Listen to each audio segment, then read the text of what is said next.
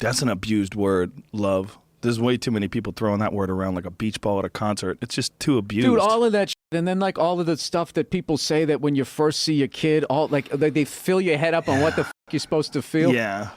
I was talking about this on, I think on Kimmel. Like when I saw my kid for the first time, I was like afraid. Like I didn't have that, oh my God, and start crying. I was just like, hey, and I sort of just put my finger down, let it like hold.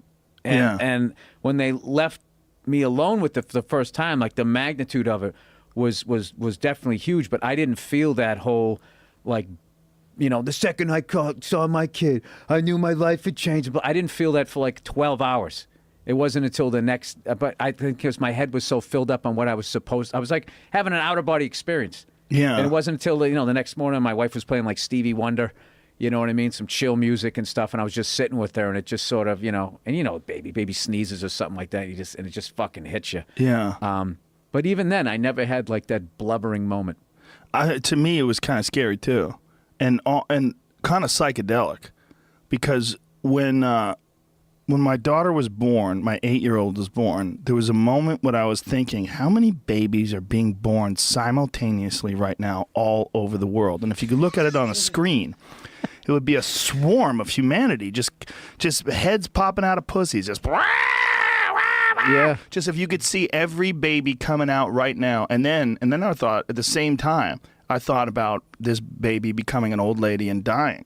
And I thought, like, how many old people are dying simultaneously at the same time right now? Yeah, see, I think it's important to say that, because the hacky thing is you're supposed to say, the second I saw my kid, I bursted out crying and blah, blah, blah, blah, blah. And then it becomes like, if you don't do that, you're not going to be a good dad, you don't care, and all of that type of stuff. But I just think that kind of became like the hacky default thing. And then I also, this is all just theories, of course, and I'm not going to research any of this, but I think parents try to outdo each other with their stories about what the fuck they felt, and it's just become like they're really like, they're not sane people, most parents. No. And I've learned to kind of already be like, they'll just sit down next to you like you're Forrest Gump, and they'll just sit down and just start talking to you. So you just had your kid, all right, well, this is what you got to watch out for, you know, and I remember my kid and blah, blah, blah, blah.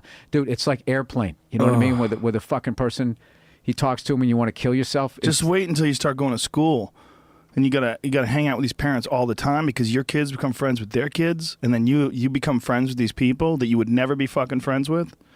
This is what I do, is I just look straight ahead and I don't look at them, I don't respond to what they're saying, and then they just sort of talk quieter and they gradually leave. You're going to have to go to dinner with them. Your wife's going to be friends with some lady. You're going to, let's go on a double date. Okay, fine. You're going to go.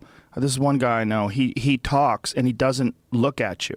He tells me these fucking stupid stories about his kid and the basketball team, and he looks at you for a second. So Adam is in this basketball team, and then he starts looking down. He's like, and the coach won't put him in the game. And I'm saying, like, he's a good player. He's a good player. How come you're not putting him in the game? And he's fucking rambling with no regard whatsoever for your attention span, the entertainment value of what he's saying. He's just... the underlying insecurity of not being able to look at you, or he's so self-involved. He's self-involved, and he's doing some weird thing with his hands, where he's like talking with his hands, and I'm going, Jesus Christ! It's literally like someone's crushing me. What do you fantasize about doing to him? Oh, no, just running away. I don't want to hurt him. The guy's hurt by life.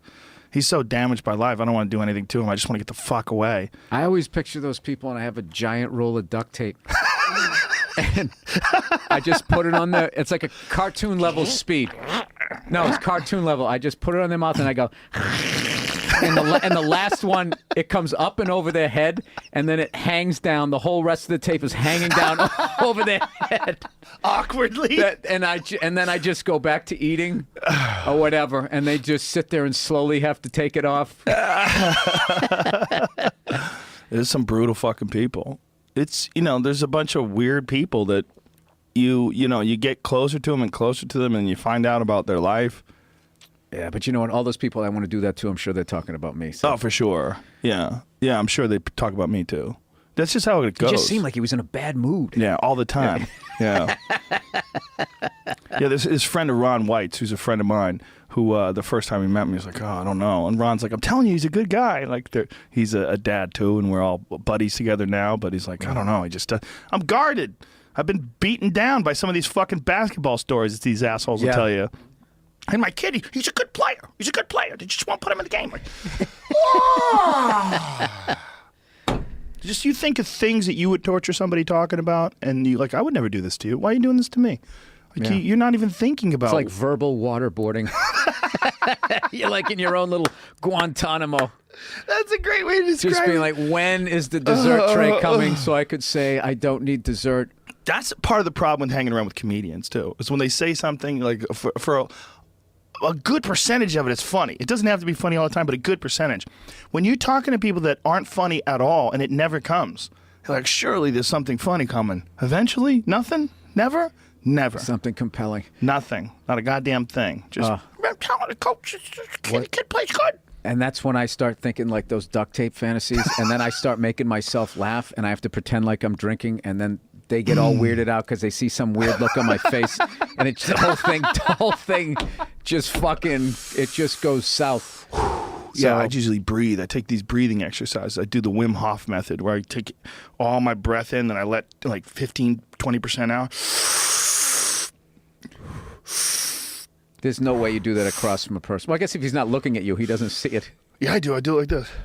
Watch, ready? Dude, you look like you just got shot and you're waiting for the ambulance when you're doing it. Like you're just trying to hold up the... Okay. Keep it together. Stay conscious. Stay conscious. Keep it together.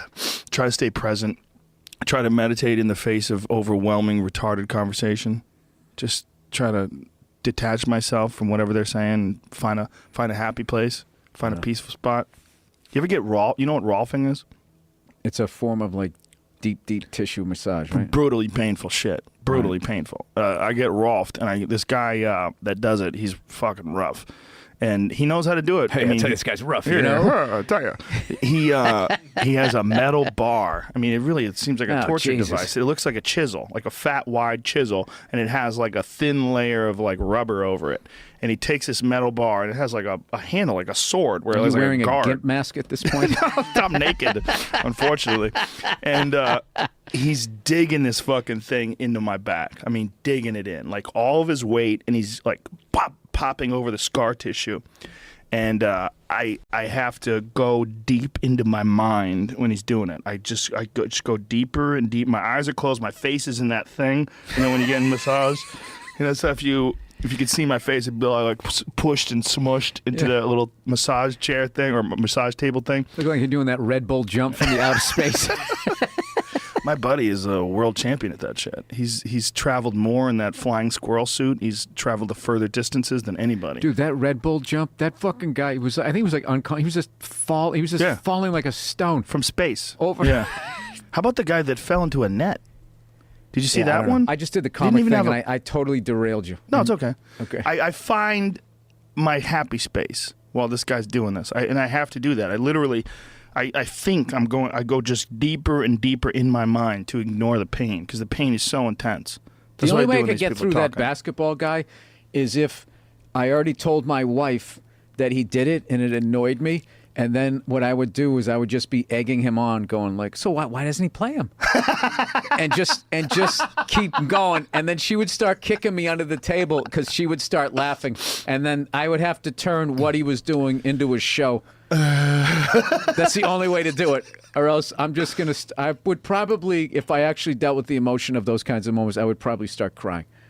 I would probably just break down and be like, I don't want to fucking do this. Well, I just feel like I have to talk to the guy. I feel like I wish I could like get him high on ecstasy and talk to him. Just get him to completely remove all of his insecurities and fears. And I'd be like, man, when you talk to people, you got to be thinking that they're listening to you. I can give a great suggestion for if you have to keep going out with a couple like that. You got to get the corner booth. So then you're not directly across from each other. So then you don't have to look at him. You can just sit there in your meditation nodding, and he's not going to be looking at you. He'll see it in his peripheral as if you're actively listening. And you could be looking, you know, at the... Doesn't matter with this guy. The aquarium. He'll get you. I think he's a little on the spectrum. There's something going on there. If it bleeds, we can kill it. There's a detachment.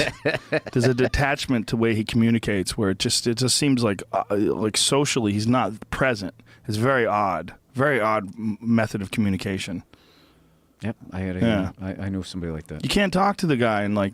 I'd want to like tell him like, you know, I get, you know, you have this thing, but it's got to be fun for the other person to hear. Like there's got to be something there. And you know, we've all done something like that. We've all said something that someone didn't want to listen to. Oh, for sure. Not me. Never? Oh no. I walk in wearing a scarf, kind of like a hero.